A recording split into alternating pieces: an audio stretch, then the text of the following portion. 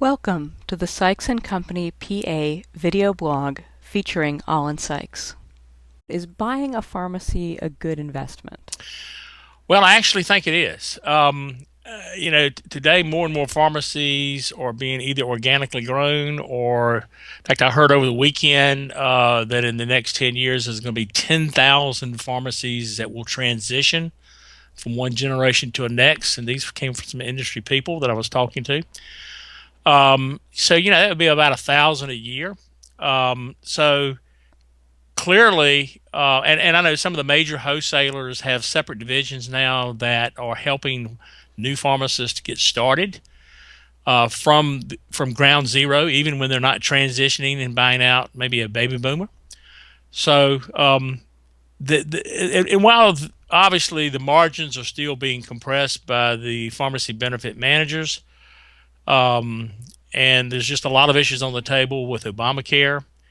The most successful pharmacies are, top 25, 30, 40% that we see are making pretty good money. And so the return on investment is still quite good. But fundamentally, again, knowing where you stand, fundamentally being able to account for those numbers, and making sure that you're running your pharmacy in the most optimal way, utilizing the most technology you can with the least amount of labor becomes very, very important to maximizing that return on investment. And if I'm thinking about buying a pharmacy and I want to make it the best investment I can, what can I do pre-purchase to really set myself up? Well, I think if you're transitioning into a new entity that's been maybe an old line pharmacy 20, 30, 40 years, as some of them are, I think you want to make sure you've got the right equipment in place, the right people in place, and that means not necessarily just automatically hiring all the people that have presently been working in the pharmacy. And I will just tell you that's probably the number one issue that we see is that a lot of people will transition and automatically hire everybody that's in place, and that's not what you need to do.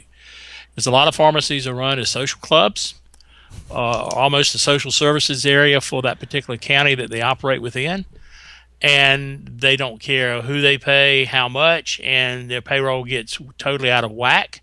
And if your payroll gets out of whack and your gross margins are being compressed on an ongoing basis, then your net income pre-tax suffers dramatically. So it's a matter of maximizing those margins, minimizing the labor, and making sure you got the right technology in place to do that.